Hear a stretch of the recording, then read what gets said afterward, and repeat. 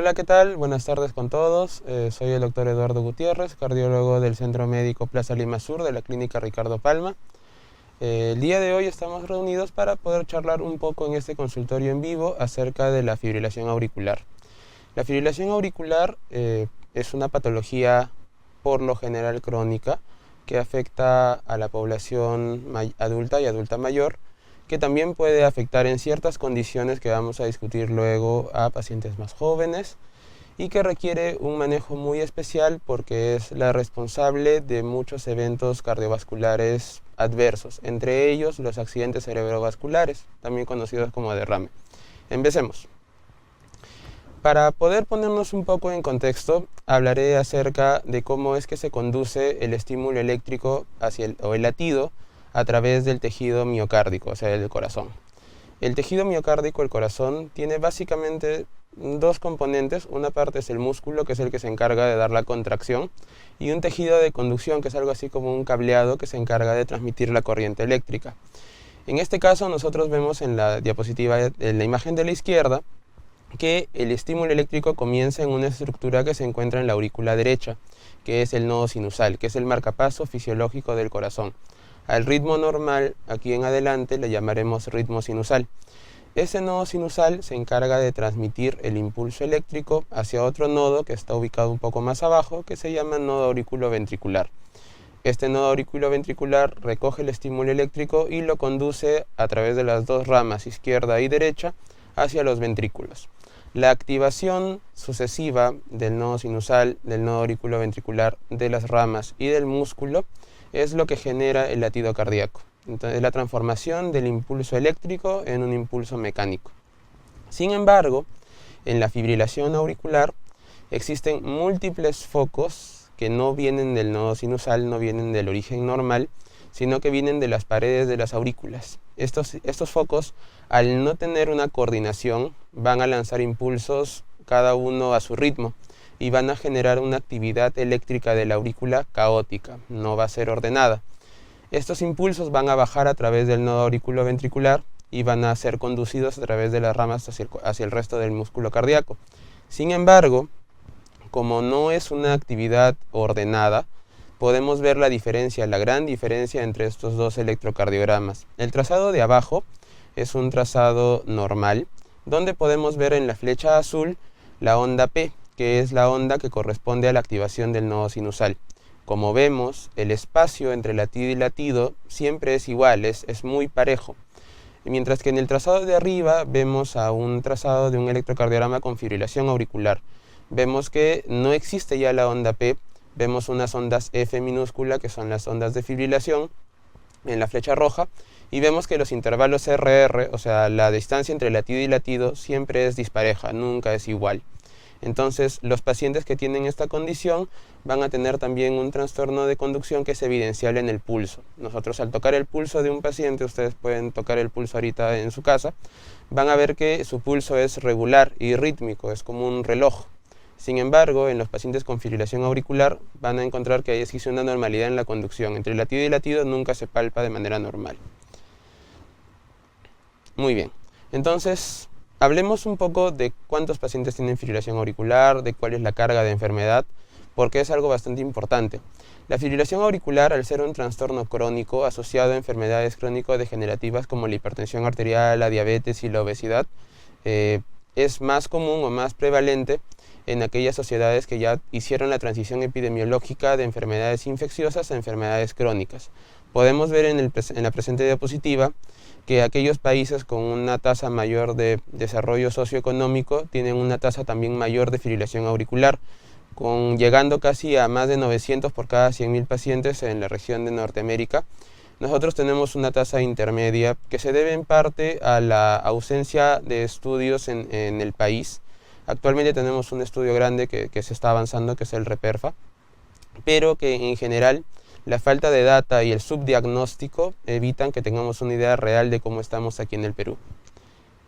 Ahora, en aquellas personas mayores de 55 años, el riesgo de vida de padecer fibrilación auricular a partir de los 55 años es 1 de cada 3. O sea que de cada 3 personas mayores de 55 años, una en lo que queda de vida va a padecer de fibrilación auricular. El sexo masculino también por sí mismo es un factor de riesgo, y aquellos que tengan más factores de riesgo cardiovascular, que vamos a discutir en un momento cuáles son, también van a tener mayor tasa de fibrilación auricular a lo largo del tiempo. Como estábamos viendo, existen múltiples factores de riesgo para fibrilación auricular, dentro de los cuales se destacan la hipertensión arterial, la diabetes mellitus, el tabaquismo, el uso de alcohol y drogas recreativas en el caso de pacientes jóvenes, y se añaden algunos factores de riesgo poco conocidos o tal vez poco considerados, como son la obesidad y la apnea obstructiva del sueño. Se ha visto que a la larga estas condiciones generan un estado proinflamatorio que desencadena una miocardiopatía atrial, o sea, la desorganización de las fibras auriculares que a la larga van a producir la fibrilación auricular. Por lo general, la fibrilación auricular permanente, que es lo que vamos a discutir en unos minutos, también se asocia a una dilatación, a un ensanchamiento, a un incremento del volumen de la aurícula izquierda, que de hecho también es un marcador para ver si vamos a poder regresar al paciente al ritmo normal o no. Entonces, aquí en este slide podemos ver que existen múltiples factores de riesgo. Existen algunos más que no están considerados en esta lista, como por ejemplo las enfermedades endocrinas. El hipertiroidismo puede presentar dentro de sus manifestaciones clínicas la fibrilación auricular, entre otras arritmias, por lo cual a veces el estudio de una fibrilación auricular engloba otras especialidades. Ahora, en el cuadro clínico, los pacientes pueden presentar básicamente palpitaciones. El resto del cuadro clínico depende mucho de a qué frecuencia salga el paciente. Como les mostré en uno de los slides previos, la fibrilación auricular sale, como es una actividad caótica, puede salir a cualquier frecuencia cardíaca y puede salir a menos de 60 latidos por minuto, una fibrilación auricular con respuesta ventricular baja, entre 60 y 100, respuesta ventricular controlada, y más de 100, que es una respuesta ventricular alta. Entonces, aquellos pacientes que tengan la respuesta ventricular o muy alta o muy baja pueden hacer otros síntomas asociados, como la disnea, que es la falta de aire, la fatiga, o sea, el cansancio, la agitación excesiva al hacer una actividad física, e incluso condiciones más severas como inestabilidad hemodinámica, que puede requerir otro tipo de manejo en emergencia. Pero bueno, más allá de eso, tengo fibrilación auricular, ¿cuál sería el problema? ¿Cuáles serían las consecuencias? Vemos que no es algo tan sencillo de responder, porque en realidad la fibrilación auricular, tener fibrilación auricular, incrementa por sí misma algunos desenlaces cardiovasculares adversos, como la muerte cardiovascular, la tasa de insuficiencia cardíaca, multiplica el riesgo de padecer un accidente cerebrovascular, o sea, un derrame, por 5 veces, y también se ha visto que se asocia a déficit cognitivo en adultos mayores, lo que habitualmente llamamos demencia, porque aquellos pacientes que tienen fibrilación auricular pueden hacer infartos lacunares, o sea, infartos muy pequeños que no están situados necesariamente en el área motora.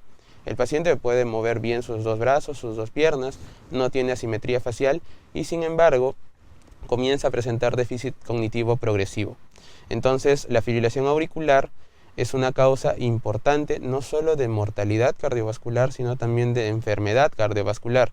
Y eso también genera un gran impacto en la calidad de vida del paciente, en la calidad de vida de los familiares y cuidadores, y genera un impacto tremendo en el sistema de salud. Entonces, siendo una patología tan importante, ¿cómo la diagnosticamos? El diagnóstico de la fibrilación auricular se puede realizar a través de varios dispositivos. En primer lugar, se hacía el diagnóstico solamente examinando el pulso y la frecuencia cardíaca, con lo que teníamos a la mano en ese momento, nuestros oídos y nuestras manos. Sin embargo, actualmente ya existen múltiples herramientas para diagnosticar fibrilación auricular, sobre todo con el avance de los dispositivos electrónicos, como los relojes digitales, los smartwatch, y algunos dispositivos de monitoreo permanente.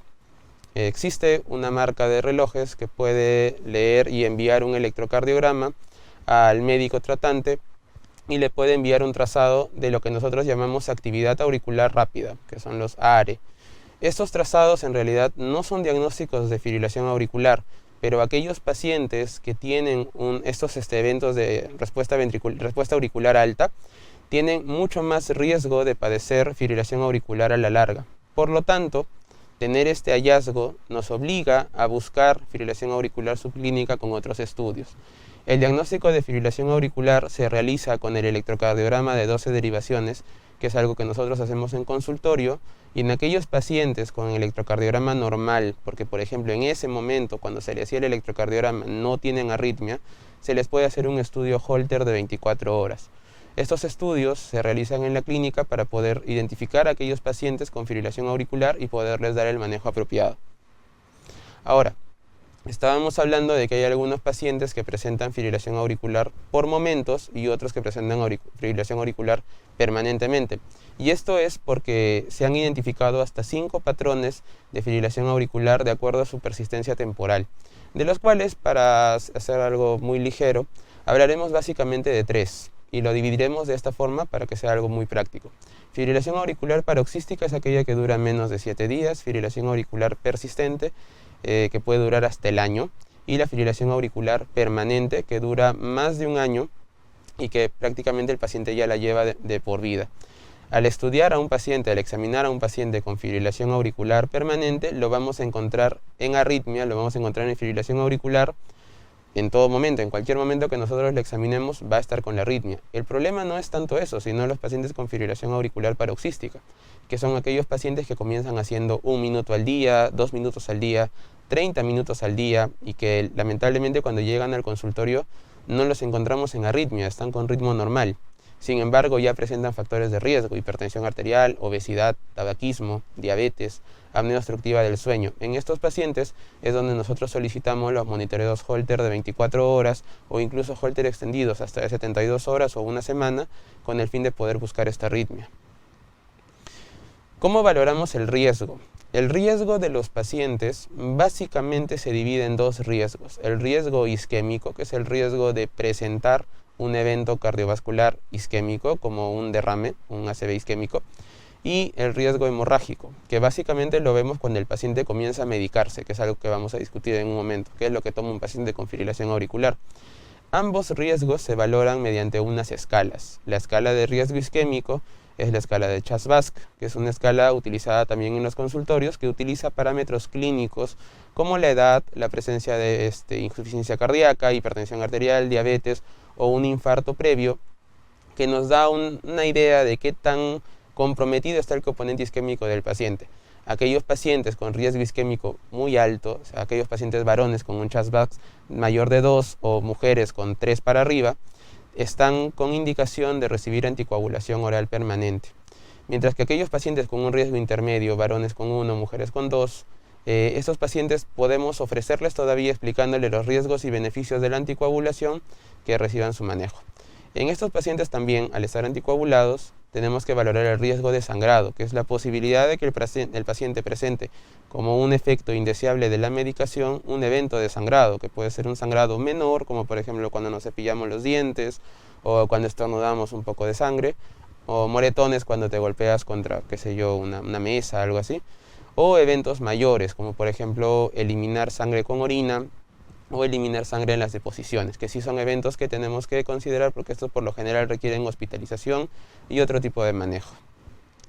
Ahora, con todo lo que he mencionado, el tratamiento de la fibrilación auricular, ¿cuándo sí y cuándo no? ¿Y a quiénes? Entonces, hay estrategias de tratamiento farmacológicas, uso de intervencionismo y dispositivos, y obviamente también hay algunos pacientes que no van a poder recibir un tratamiento con anticoagulantes, que era lo que estábamos mencionando. Entonces, hablaremos de las estrategias farmacológicas para mantener el ritmo. Aquel paciente con fibrilación auricular paroxística, que podemos mantenerlo en ritmo sinusal el mayor tiempo posible, o sea, dejarlo en ritmo normal y evitar que haga recurrencias, porque aquellos pacientes con fibrilación auricular paroxística por lo general pueden progresar. En este caso utilizaremos medicamentos antiarrítmicos, dentro de los cuales están, por ejemplo, la miodarona, el verapamilo o la propafenona, que son antiarrítmicos que mediante diferentes mecanismos de acción bloquean estos focos ectópicos, estos focos adicionales, y dejan al paciente en ritmo normal porque le permiten que el nodo sinusal, que es el marcapaso natural del corazón, siga cumpliendo su función. Si el paciente está, por ejemplo, en una fibrilación auricular permanente y ya no deseamos intentar un manejo de ritmo porque el paciente va a volver probablemente a fibrilación auricular muy pronto, se hace una estrategia de control de frecuencia, que es básicamente asegurarnos de que el paciente no haga arritmia a una frecuencia muy rápida ni muy lenta, básicamente dejarlo entre 70 y 110 latidos por minuto, que son los objetivos de la frecuencia cardíaca para control en un paciente fibrilador. En estos pacientes podemos dar básicamente betabloqueadores, que son el esquema de base, la piedra angular en el manejo del control de frecuencia en estos pacientes. Ahora, en estrategias no farmacológicas he mencionado dos básicamente: la ablación, que es para aquellos pacientes con fibrilación auricular paroxística que todavía podemos regresarlos a ritmo sinusal. Se le realiza un procedimiento que existe aquí en la clínica, por el cual mediante intervencionismo se entra por las piernas, se llega hasta el corazón y se queman con radiofrecuencia los puntos ectópicos que generan las arritmias. Por otro lado, en aquellos pacientes que no puedan ser anticoagulados, porque podemos ver que hay contraindicaciones a la anticoagulación, como un sangrado grave reciente, como plaquetas menores en 50.000, que es algo que se ve, por ejemplo, en pacientes oncológicos, sangrado intracraneal reciente, o sea, una hemorragia grave. Estos pacientes tienen que ir a procedimientos que ya se están desarrollando, que esperamos que lleguen pronto a Perú, que son procedimientos de exclusión de orejuela. La orejuela es uno de los sectores, uno de los segmentos de la aurícula izquierda donde más coágulos se generan. Por lo tanto, poniéndole una canastilla, una rejilla a esta parte de la aurícula, evitamos de que los coágulos salgan hacia la circulación general y puedan causarnos derrame. Dentro de ellos hay algunos dispositivos como el Watchman, que ya ha demostrado de que reduce mucho la tasa de eventos embólicos, casi como si el paciente no estuviera anticoagulado.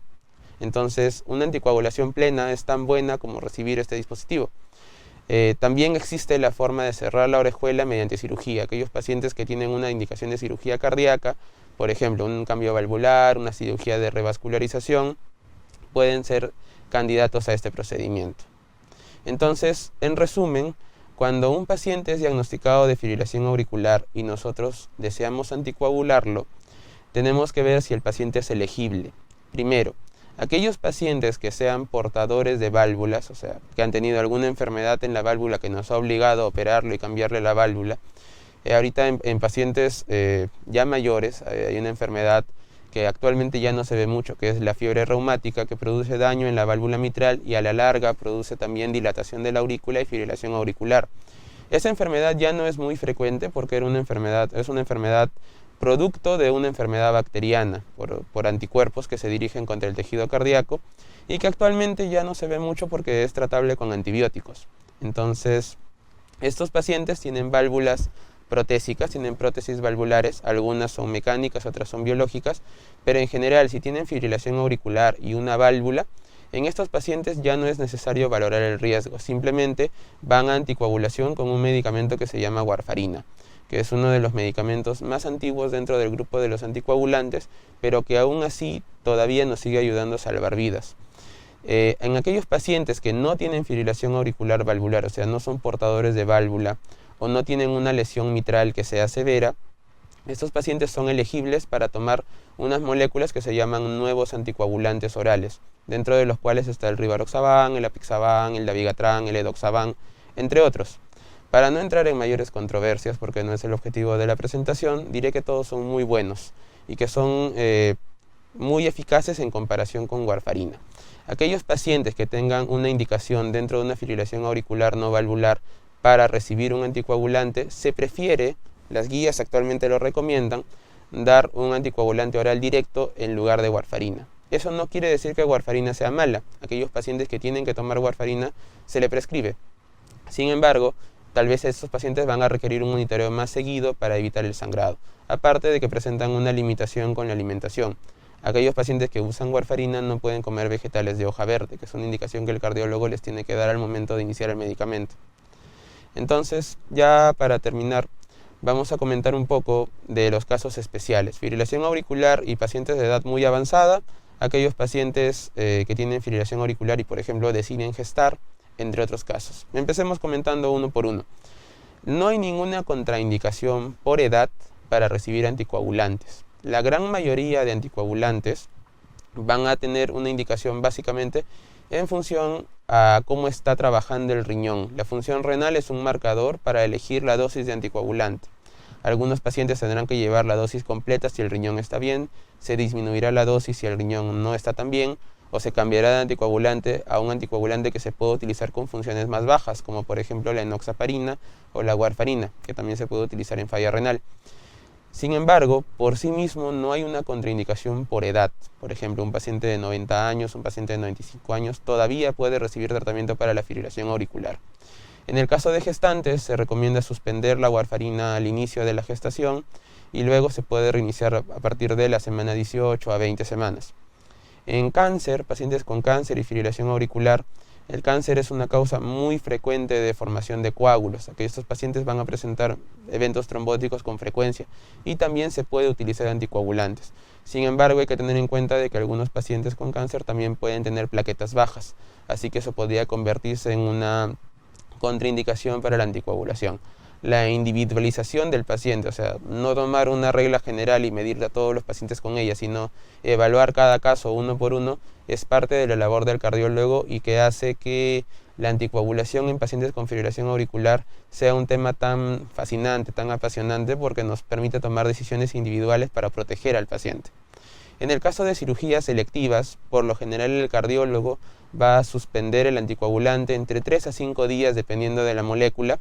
En el caso de cirugías urgentes se colocará en la nota porque, por ejemplo, en el caso de una apendicitis o una colecistitis aguda que tiene que entrar a sala esa misma noche, no podemos esperar 5 días para retirar un anticoagulante. Se tendrá que entrar y el médico anestesiólogo, el médico encargado de sala, tendrá que realizar cirugía con el menor sangrado posible y el anestesiólogo listo para poder corregir los problemas de coagulación derivados del uso de anticoagulantes. En pacientes postoperados del corazón, como hemos mencionado en cirugías valvulares, algunos pacientes van a necesitar, por ejemplo, utilizar warfarina, no van a ser candidatos a los nuevos anticoagulantes por tener una válvula protésica. Y en estos pacientes debemos siempre advertirles, como mencioné anteriormente, no comer vegetales verdes y realizarse controles frecuentes, periódicos del INR, que es un marcador en sangre que nos sirve para ver qué tan bien anticoagulado está un paciente. En cirugías de revascularización, el bypass aortocoronario, las cirugías para devolver el flujo al corazón, podemos ver que estos pacientes por un tiempo podrían recibir, aparte de los anticoagulantes, podrían recibir antiagregantes plaquetarios, como la aspirina, el clopidogrel, ticagrelor, entre otros medicamentos. La asociación de estos medicamentos, si bien es cierto, incrementa el riesgo de sangrado, es sumamente necesario para evitar que los puentes, el bypass o en este caso los stents, en caso de que el paciente entre en hemodinámica, no se malogren, no se cierren. Por lo tanto, es necesario darlos por un tiempo, tal vez juntos, y luego considerar separar uno por uno. Eso también me sirve para comentar sobre el uso de aspirina o el ácido acetilsalicílico, que es el nombre genérico, el clopidogrel y otros antiagregantes plaquetarios para la prevención de eventos isquémicos en pacientes fibriladores. Lamentablemente, el uso de estos medicamentos no protege a los pacientes de hacer un evento isquémico. Entonces, cuando un paciente se diagnostica de fibrilación auricular y ya hizo un derrame y, por ejemplo, estaba con aspirina, es necesario cambiar el anticoagulante. Y eso es algo que los familiares de los pacientes preguntan con mucha frecuencia. ¿Por qué motivo se le está cambiando? Y se le tiene que explicar, bueno, es porque se le encontró esta arritmia en el corazón, es necesario cambiar el tratamiento anticoagulante, el tratamiento antiagregante por un anticoagulante para prevenir el riesgo de un segundo evento embólico. ¿Los pacientes pueden realizar deportes y actividad física? Sí, en la medida de lo posible, de acuerdo a lo que su tolerancia física le permita, pueden realizar la actividad física. Hay que tener en cuenta de que estos pacientes van a recibir por lo general betabloqueadores para mantener la frecuencia cardíaca controlada, con una frecuencia entre 70 y 110 en reposo. Hay que ver la actividad física según la tolerancia para ver si es que el paciente puede desarrollar una actividad física sin tener limitación, sin tener falta de aire, sin hacer dolor de pecho u otros síntomas. Con respecto al alcohol y a la dieta, el alcohol debería estar restringido en estos pacientes. No se alienta al consumo de alcohol en pacientes fibriladores porque, 1, incrementa el riesgo de sangrado por los anticoagulantes y 2, podría interferir con las otras moléculas que está tomando el paciente, además de que puede incrementar la frecuencia cardíaca y la presión arterial. Con respecto a la dieta, en el caso de las comorbilidades, si es un paciente fibrilador hipertenso, se le recomienda la dieta baja en sal. Si es un paciente fibrilador con insuficiencia cardíaca, disminuir el consumo de líquidos para evitar la congestión.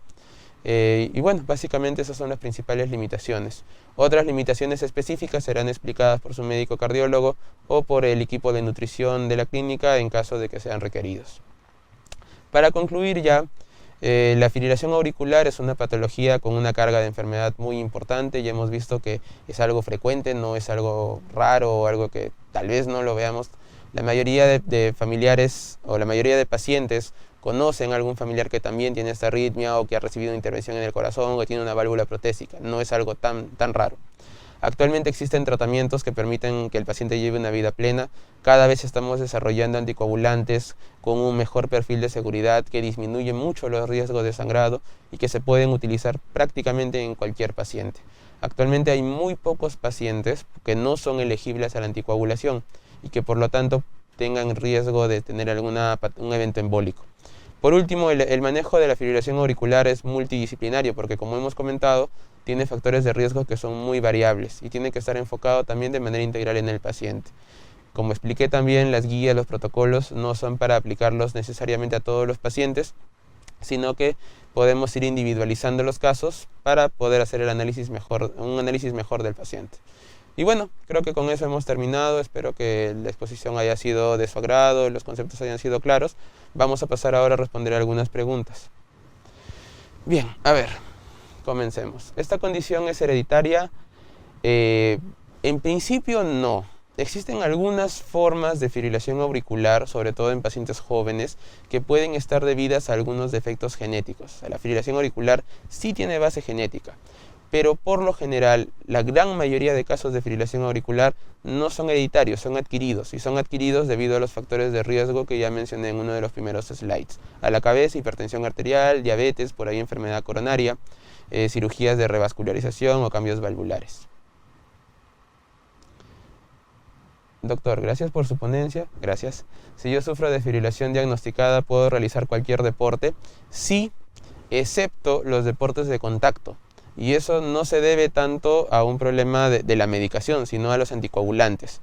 Por lo general, en el uso de anticoagulación oral, se le recomienda siempre a los familiares o a los cuidadores tener mucha precaución con las caídas. Entonces, por lo general, los cuidados de un paciente anticoagulado son colocar tapete antideslizante en el baño, una baranda al levantarse del inodoro, que siempre las escaleras tengan baranda. ¿Por qué? Porque tenemos que prevenir las caídas.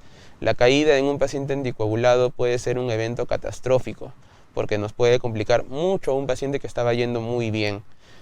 Siguiendo esa misma línea, los deportes de contacto en pacientes anticoagulados, lucha libre o lucha en sus diferentes versiones, pueden generar algunos traumatismos que pueden provocar sangrados que sin querer podrían volverse mayores. El resto de deportes, como por ejemplo atletismo, trote, carrera, qué sé yo, baile, algo que también realizan algunos pacientes, lo pueden realizar con total normalidad. Gracias. Una pregunta. Hace 2 años me pusieron válvula aórtica biológica y desde ahí tengo fibrilación auricular. Hace 1 año que no tengo, pero por tomar amiodarona tengo ahora hipotiroidismo. ¿Qué puedo hacer? Esa es una excelente pregunta, es un enfoque de un paciente justamente complejo, como estábamos mencionando. A este paciente se le ha realizado una estrategia de control de ritmo con amiodarona. Sin embargo, la amiodarona, si bien es cierto, es un medicamento muy noble, bastante favorable para los pacientes, en algunos pacientes podría tener estos efectos adversos como el hipotiroidismo. Entonces, probablemente, de acuerdo a la evaluación que recibe usted con su médico cardiólogo, podrían considerar la rotación de un antiarrítmico hacia otro tipo de antiarrítmico, o incluso probar otras alternativas a la amiodarona como la dronedarona, que podría darle un mejor perfil de seguridad. En general, la conducta en este caso del médico de iniciar un antiarrítmico ha sido la correcta, sino que, pues, como expliqué, lamentablemente ocasionalmente se presentan eventos adversos. Si es tan amable, 2 preguntas. ¿Qué tan común es la fibrilación en niños y cuál es la frecuencia cardíaca normal en reposo para un niño de 10 años? La fibrilación auricular en niños es rarísima. Como hemos mencionado, es una cardiopatía adquirida, eso se desarrolla en el tiempo de vida. Es muy raro encontrar a un paciente fibrilador menor de 30 años, por ejemplo. Algunos pacientes vienen con una fibrilación auricular en primer episodio jóvenes luego del consumo de drogas. Por lo tanto, en un paciente fibrilador joven, en su primer episodio, siempre se le pregunta el consumo. Ahora, con respecto a la frecuencia cardíaca normal, nosotros sabemos de que la frecuencia cardíaca va bajando conforme vamos creciendo en edad, incluso existen tablas al respecto. Por ejemplo, desde que uno es neonato puede presentar una frecuencia cardíaca que oscila entre los 150, 160, 170 latidos por minuto, hasta que al llegar a ser adulto, la frecuencia cardíaca va entre 60 y 100. En general, se estima de que una frecuencia cardíaca entre 80 y 120 latidos por minuto en reposo para un niño podría ser considerado normal. Sin embargo, si hay alteraciones en el latido cardíaco, sí debería ser evaluado por un cardiólogo. Ahora, siguiente pregunta. ¿Un paciente diabético con presión alta puede tener fibrilación auricular? Correcto. De hecho, esos son los dos factores de riesgo más prevalentes en pacientes fibriladores. Si nosotros revisamos las series, tanto la peruana, que ya emitió algunos resultados preliminares, y series de otros países, vemos que la hipertensión arterial y la diabetes están a la cabeza dentro de los factores de riesgo para desarrollar fibrilación auricular. Antes, como expliqué, se veía mucho en aquellos pacientes con fiebre reumática, que era una patología que les daba cuando eran niños, pero que desarrollaban la enfermedad cuando eran adultos, la enfermedad valvular. Ahora que esto ya ha desaparecido por la era de los antibióticos, las enfermedades crónicas no transmisibles como hipertensión arterial y diabetes pueden favorecer o incrementar la chance de que usted padezca de fibrilación auricular. ¿Pulso es igual a frecuencia cardíaca? Esa también es otra muy buena pregunta. El pulso es lo que nosotros palpamos en las arterias periféricas, o sea, es la expresión del latido cardíaco. Nosotros podemos sentir a veces el impulso de la punta del ventrículo izquierdo, lo podemos palpar en el pecho, pero por lo general palpamos el latido. La frecuencia cardíaca no siempre va a ser igual al pulso, y en este caso, en fibrilación auricular, vemos de que existe más frecuencia cardíaca que pulso. De hecho, la disociación o el pulso deficitario, o sea, que hayan menos latidos en el pulso que latidos en el corazón, es un signo casi patognomónico, o sea, casi 100% de fibrilación auricular. ¿Cada qué tiempo debe tener un paciente el control diagnosticado con fibrilación auricular? Esa también es otra muy buena pregunta. Un paciente que ha sido diagnosticado con fibrilación auricular, en caso de que esté anticoagulado con warfarina, se le debe hacer un control muy estricto. Tal vez las primeras semanas con un INR cada 3 o 5 días incluso, o con un INR semanal, hasta conseguir el INR deseado, que en la gran mayoría de pacientes varía entre 2 y 3.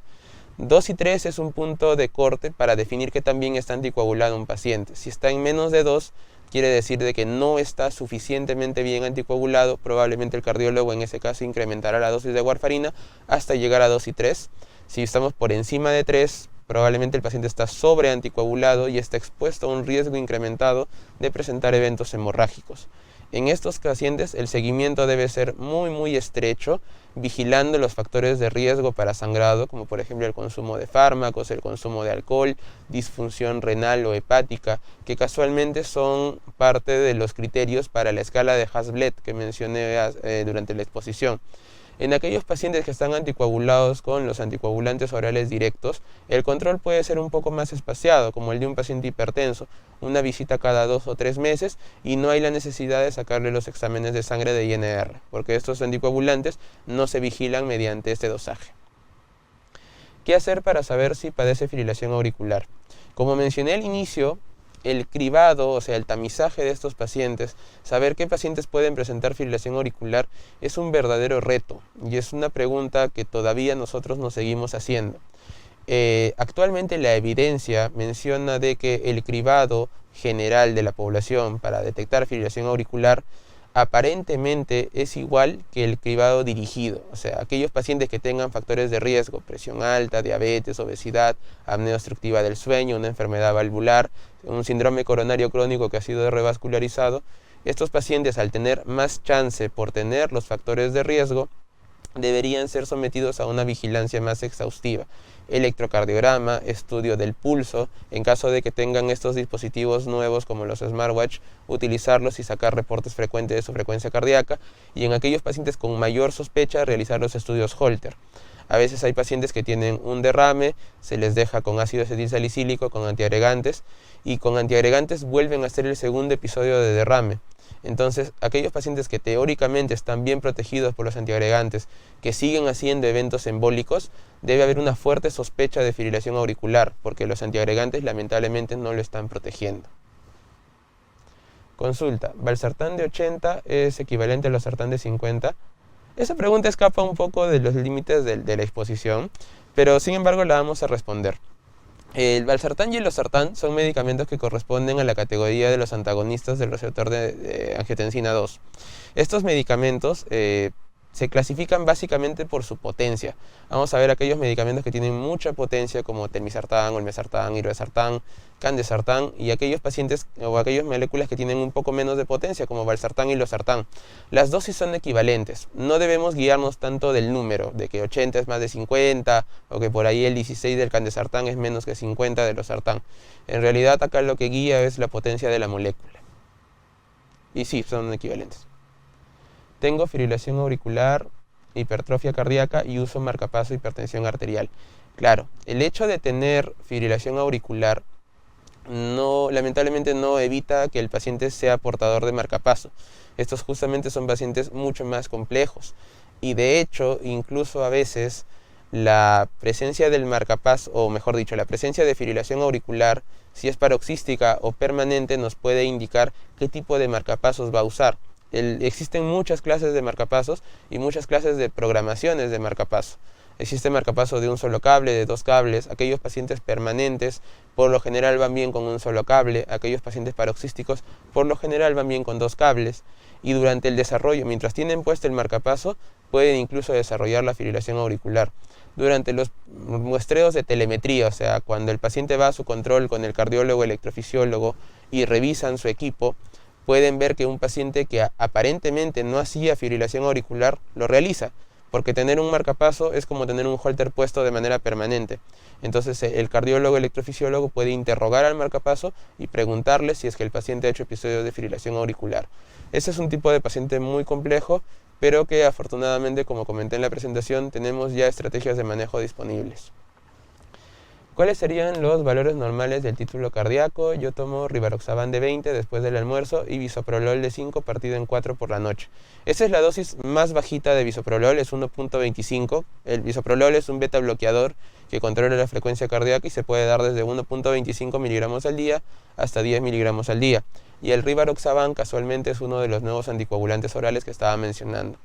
El control de frecuencia cardíaca debe mantener una frecuencia cardíaca entre 70 y 110 latidos por minuto para pacientes fibriladores, a diferencia del 60 y 100 que son para pacientes que están en ritmo sinusal. Entonces, esa es la respuesta directa a su pregunta. La gran mayoría, por no decir todos los pacientes fibriladores, deben mantener una frecuencia cardíaca entre 70 y 110 latidos por minuto en reposo en promedio. Algunas veces podrá ser más sin que sea malo, algunas veces podrá ser menos sin que sea malo. Doctor, buenas tardes. Agradecemos su explicación. ¿Tener frecuencia cardíaca por debajo de 60 latidos en reposo para adultos es signo de preocupación? No. La respuesta corta es no. La respuesta larga. Aquellos pacientes fibriladores no se benefician de tener frecuencias cardíacas menores de 60 latidos por minuto. En general, se ha visto de que la tasa de desenlaces adversos incrementa si es que el paciente mantiene una frecuencia cardíaca promedio menor de 70 latidos por minuto. Por lo tanto, no nos conviene ser muy agresivos con el bloqueo beta, o sea, con el uso de medicamentos para bajar la frecuencia cardíaca, porque algunos simplemente no la necesitan. Por otro lado, para la otra parte de la respuesta, aquellos pacientes en frecuencia cardíaca normal o ritmo cardíaco normal en ritmo sinusal pueden mantener frecuencias cardíacas en reposo menores de 60 latidos por minuto sin que esto sea un signo de enfermedad. Especialmente en quienes, aquellos pacientes varones, jóvenes, vagotónicos que realicen actividad física. Deportistas entrenados pueden mantener frecuencias cardíacas durante el sueño cercanas a 35 sin que esto signifique un problema de salud. Y a ver, una pregunta, una persona de 82 años con pulso 60 es normal. Por lo que anteriormente mencioné justo en la pregunta anterior, sí es normal, porque se mantiene entre 60 y 100. Ahora, si fuera fibrilador, la cosa cambia un poco, probablemente requeriría evaluación por cardiología. Lo más probable es que no sea nada malo, pero la evaluación no estaría de más. ¿Qué cuidados con la alimentación? Esa también es otra muy buena pregunta y que es algo que debemos dejar muy claro a los familiares y cuidadores de los pacientes fibriladores. Si el paciente es hipertenso y fibrilador, cuidado con la sal. Si el paciente es hipertenso y con falla cardíaca, cuidado con la sobrecarga de volúmenes. Si el paciente es fibrilador y anticoagulado con warfarina, no debe comer vegetales de hoja verde. No debe comer vegetales de hoja verde, porque el vegetal de hoja verde tiene vitamina K y es un antídoto natural de la warfarina. Por lo tanto, el paciente podría estar tomando sus pastillas, pero sin recibir el efecto anticoagulante.